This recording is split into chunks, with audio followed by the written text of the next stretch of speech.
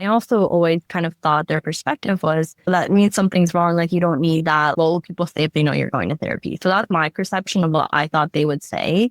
Not that we actually have these conversations. Welcome to Success Reimagined. I am Dr. Amna, your host on this journey to thrive at the intersection of ambition and wellness. In every episode, I'll help you challenge outdated definitions of success, discover practical tools and strategies for growth without compromising your well-being. I am so glad you've joined me.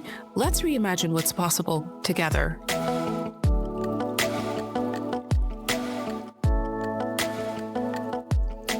Hello and welcome back, everyone.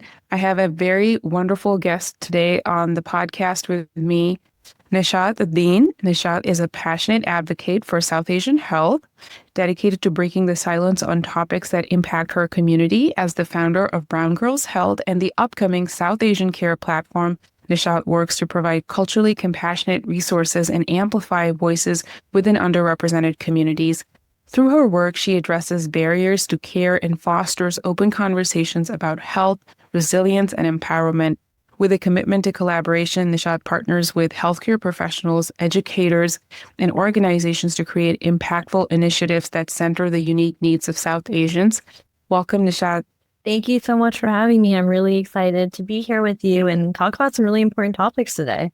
Absolutely. I started following Brown Girls Health on Instagram, and I was just so drawn to the evidence-based information that you were sharing, the conversations that you were having on that platform. So I'm so glad that we're going to be able to talk about some things that are pertinent to us, sharing that space as brown women, and exploring deeper on the themes of perfectionism. Yeah, absolutely. Really excited to talk on some of those topics, and I'm glad that I could connect with some amazing professionals like yourself through the platform. Wonderful. So we use this word quite a bit, right? Perfectionism. And is it a pop quiz word, a popular word that we're using these days or whatever? But what does perfectionism mean to you? To me, perfectionism is a double-edged sword. On one hand, it's a drive to do our best and strive for excellence. But on the other hand, it's the constant feeling of never being enough. So I know a lot of people can kind of relate to that on both sides. So I see perfectionism as a mix of both a personal trait and something deeply shaped by our cultural and societal expectations. For South Asian women in particular, it can often be tied to the ideal of being like the perfect daughter or the perfect wife or perfect professional. And a lot of that is driven by the cultural narratives around being tied to our achievements and our behaviors, our appearances. So I think it's more than a personal struggle to me personally. I think it's a collection of burdens that a lot of us feel day to day. And it's something that many of us struggle, whether it's our academics, our careers, our homes, our relationships. So I think it can have definitely many facets to what perfectionism is, but that's how I see it. It's not really a direct definition, but kind of a feeling from different perspectives, I would say.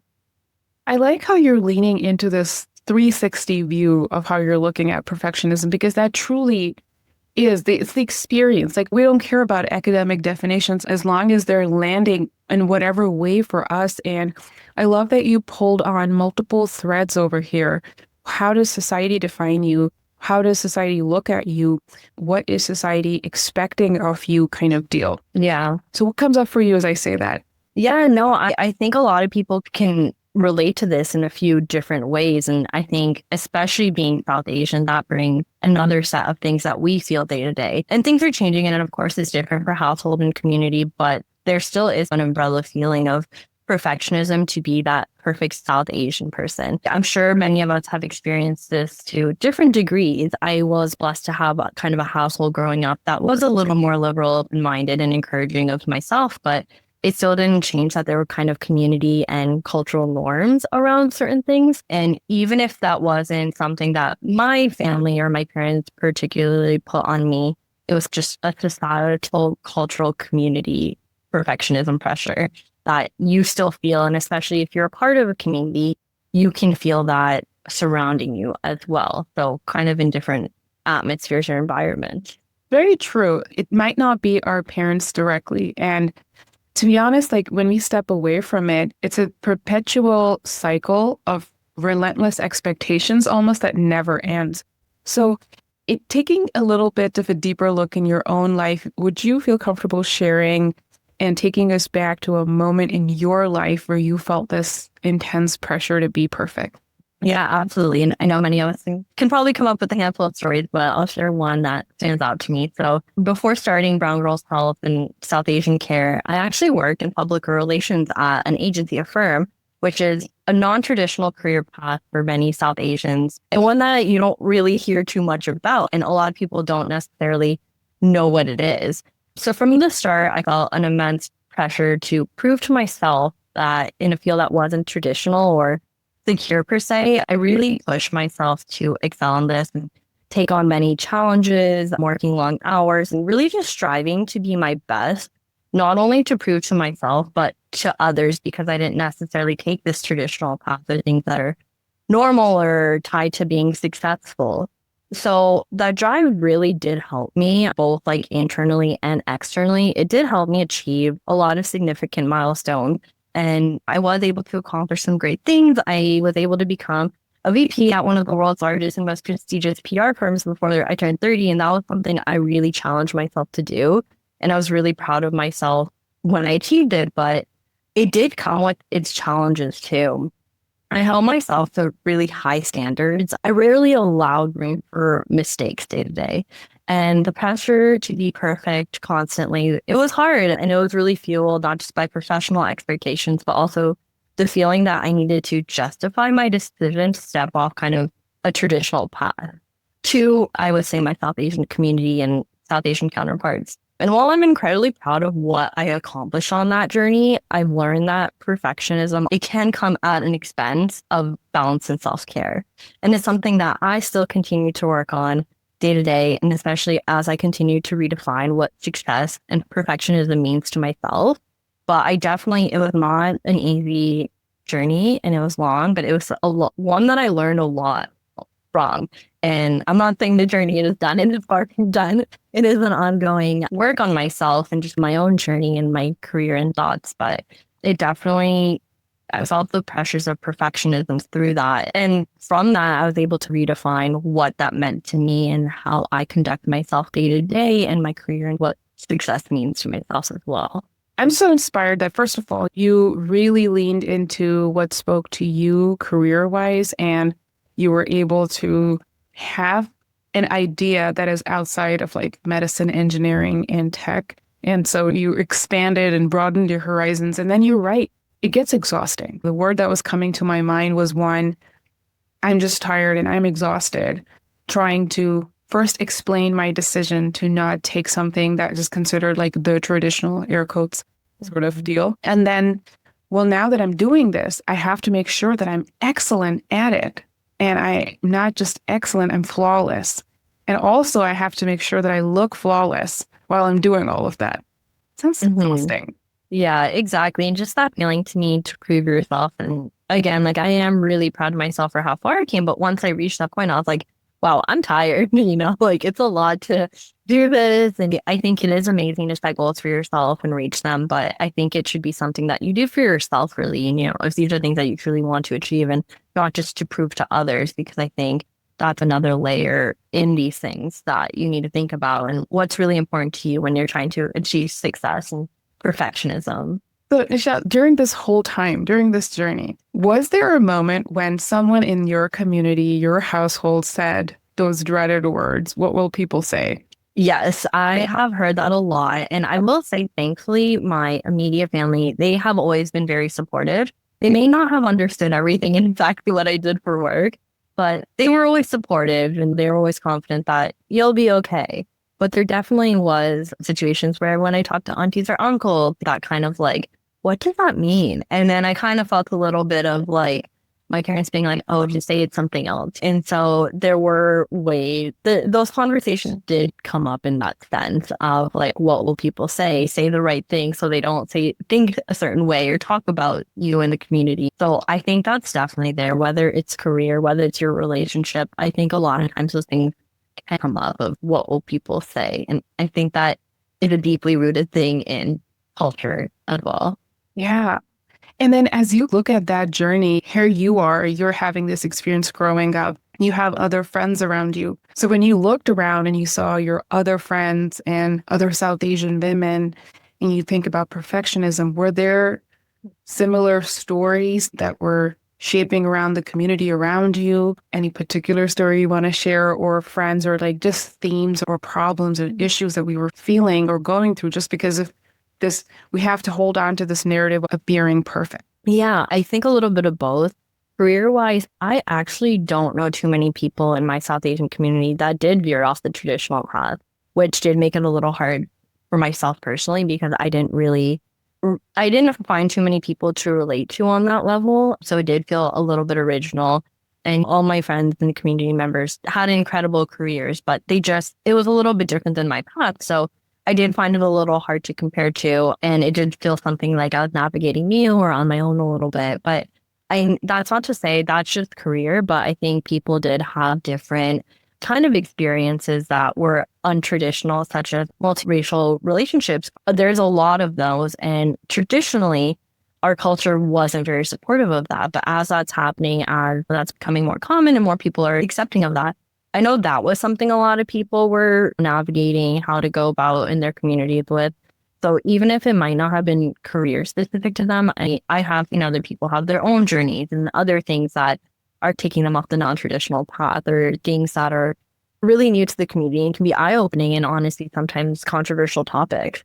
So I have seen kind of those things from my peers and my friends, but certain parts of it did feel a little bit original. And I think as our generation goes on, we are paving new paths. And I think that it's common. It's common. And I do hope like future generations and my future kids will have kind of more of an open understanding moving forward. Yeah, and openness and receiving. I'm glad that we're having these conversations because not to add my personal bias into it, but also to add it in specific when you have this narrative, very dangerous narrative of staying flawless and not allowing a space for humanity to breathe in. I mean, part of the reason I never shared when I was actively and deeply in postpartum depression was because culturally, I felt like it was going to be so inappropriate. And the funny thing is I heavily judged my own parents.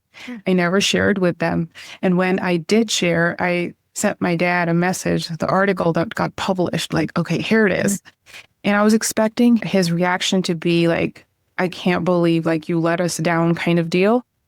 But he said, good, you needed help and you got help. And now you're helping other people by talking about this. And I was so biased against him myself that I was just so shocked at that reaction. But to the larger point, when I was very much in the throes of postpartum depression, I shared with a friend who said, and she's South Asian as well, she said, whatever you do, don't tell another person because people are going to think that you're weak. Yeah, yeah.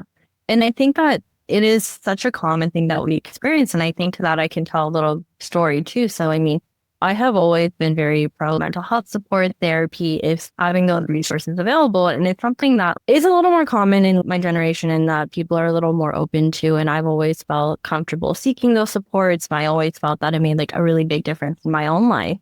But these weren't necessarily conversations that I had with my parents or, and I never wanted them to think I'm doing this because something's severely wrong. Like sometimes it's just to have a better quality of life and find support in a direction. So I never had these conversations with them. And I also always kind of thought their perspective was that means something's wrong. Like you don't need that. What will people say if they know you're going to therapy? So that's my perception of what I thought they would say. Not that we actually have these conversations, but recently I had an eye-opening conversation with my mom about it, and she didn't even know like I had ever done it or reach out for support. And she actually told me, she's like, therapy sounds like a really good thing. And she was like, I've heard some amazing things. It can really make an impact on your life. And she was like, I kind of want to try it. And to me, I was just like so shocked in the best way. I was like, to see someone like from an older generation have that perspective and like on their own saying it, I was like, this is incredible. And that they're taking the time to educate themselves. And she wasn't even thinking of what will people say. And I think that was such an advancement because I don't think things have always been that way.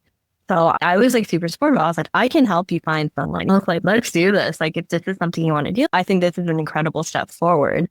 So I think there is a step forward to that. What will people say? And slowly but surely, people are making little changes here and there. It just fills my heart so much that your mother, she took that step and she shared that with you. And what a wonderful way to phrase it as well. I'm so glad. And you're right. The recognition, I think that there are two ways that we have to address. And I also want to put in a plug for all the wonderful work that you're doing online by opening these conversations and destigmatizing this. When I look at my own journey, and again, whenever I talk about my origins being a South Asian woman, I know that I am one type. South Asian women come in of many beautiful, amazing ways and from different parts of South Asia. And I'm not in any shape or form representing everyone, but I do feel, and please correct me if you think the other way, there are two things. It's almost like when we're born, there's this itinerary we have to follow. Like, this is the career that you're supposed to follow, and then make sure that you have a life partner and married and then children and the amount of children, the right kind of children. It's all laid out, and that it's almost very rigid. And you're supposed to go through that, and you're supposed to very flawlessly, seamlessly go through that, while also making sure that all your other roles, like you look beautiful and you cook everything and all those other things, you do that. And I know that some of this is not very original just to South Asian women, like a lot of other cultures also will feel that same way. And then there is the breathing room for where you're going to access mental health without feeling completely broken. So those two things in parallel, I feel, create a really dangerous environment. Yeah, no, I completely agree with you. And I think slowly but surely through dialogue and education, we're finding a place that works and that is less stigmatized, that people can have those open conversations. And I think that's a large part of it, just being able to discuss and have support, because a lot comes to that. And a lot of things previously in our communities and our culture is you can't talk about those things, which takes away your support system, your resources, which it's just a hard cycle of things. And slowly but surely, we are undoing that cycle. And I think we're making strides forward, but it does make me happy to see even when people take one step forward, because when we put all that together, it really does make a big impact in the grand scheme of things. Absolutely. So take us to a moment, Nishat, where you felt that I need to overcome this perfectionism balance site. As you mentioned, there were parts of it that you appreciated, and there were parts of it that were just really limiting you. Yeah. Was there a click that happened? Was there a series of events? What happened and what really helps you? I think the biggest turning point for me was really redefining what success truly means. And I came to understand that perfectionism isn't sustainable, nor is it attainable. And that was the click in my mindset. And I saw that success isn't about flawlessly just checking every box. It's just about making progress, finding balance, and truly aligning your efforts with what matters to you personally. And I think this shift in my mindset kind of freed me from the constant chase of reaching an impossible standard and really allowed me to focus on my growth rather than my perfection. And I think that was a really big turning point for me. And a key part of this transformation was surrounding myself with supportive people who really valued authenticity over perfection. I think that was a big component of it. And whether it was my friends, family, mentors, or just having a network of people who really encouraged vulnerability and celebrated effort, not just results, was really grounding in my journey through all of this. And I think these relationships really reminded me that it's okay to be human, like you said, and to make mistakes and to have moments of uncertainty. It's not going to be perfect. We're not robots, and that's okay. We weren't made to be. And I think the most liberating part of the journey has really been embracing imperfection, not just in myself, but in others as well. And just giving myself grace when I don't meet a goal or even when things don't go as planned. It was hard at first, but it is a journey of learning and unlearning. And for example, there have been times that I've had to let go of unrealistic expectations, whether it's a project or any kind of personal milestone that didn't turn out perfectly and that I felt like I should have achieved. But instead of seeing those moments as failures, I kind of learned to view them as opportunities to learn and grow. So that was my mindset through this whole journey. That is wonderful. And I love that you added giving myself grace in there, because that is it. Like adding those moments where first you become cognizant of, well, what am I putting myself through? And you said that it's not sustainable and it's not attainable. And if we could have that said louder and over again, that is such a beautiful way to phrase it. Absolutely. So, I would love for you to share more about why you started Brown Girls Health, and now you're expanding it to interesting horizons like South Asian care. Tell us a little bit about that. Yeah, happy to share. So I started Brown Girls Health to really address a deeply rooted issue, and that was the silence and stigma surrounding South Asian women's health. Growing up, I saw firsthand how topics around mental health, reproductive health, and body image were often swept under the rug. And it created a lot of barriers for women to discuss these things openly and discuss their needs. So I wanted to create a platform that not only broke this silence, but also celebrated the strength and resilience, where people could come and have an open conversation about what they're feeling and take control of their health and find resources that really align with their values and their experiences. Recently, we decided to expand to South Asian care, which reflects an even broader mission. And this was really through, I saw the need in the community, and I personally wanted to reach more people because I found how valuable this was. So with the South Asian Care platform, I want to connect South Asians with healthcare providers who truly understand their cultural, emotional, and physical needs. So it's not just about creating a directory, but about fostering a bridge between providers and patients that is truly built on trust, understanding, and shared experiences. So with this expansion, it's driven by the vision of making culturally compassionate care a lot more accessible for people, while also addressing the gaps in health equity and representation in South Asian communities who often face obstacles or barriers in receiving healthcare. Both health platforms have been aimed to tackle challenges like perfectionism, which is so deeply ingrained in our community, and perfectionism affects how we view mental health as well as body image, societal expectations, and so much more. So I really feel like by encouraging these conversations around these topics and offering resources tailored to the South Asian community, we're shifting the narrative from perfection to one of self-compassion, balance, and also empowerment.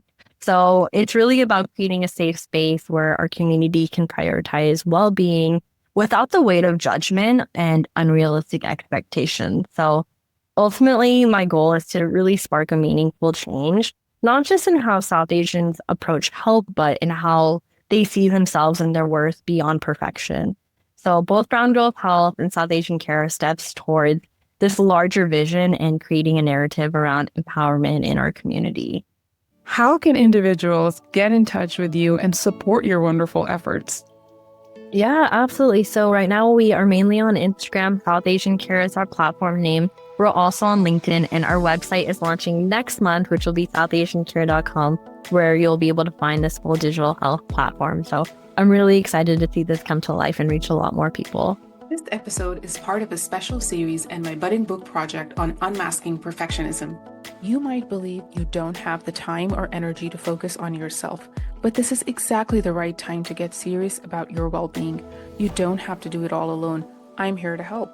If you enjoyed this video and are ready to take the next step, head over to dramnashabir.com, where you'll find free resources you can access right away. The website link is below. Let's get started on your path to thriving. Thanks so much for spending time with me today. Just a quick reminder, while I am a physician, I'm not your physician, and nothing in this podcast is medical advice or any kind of professional advice.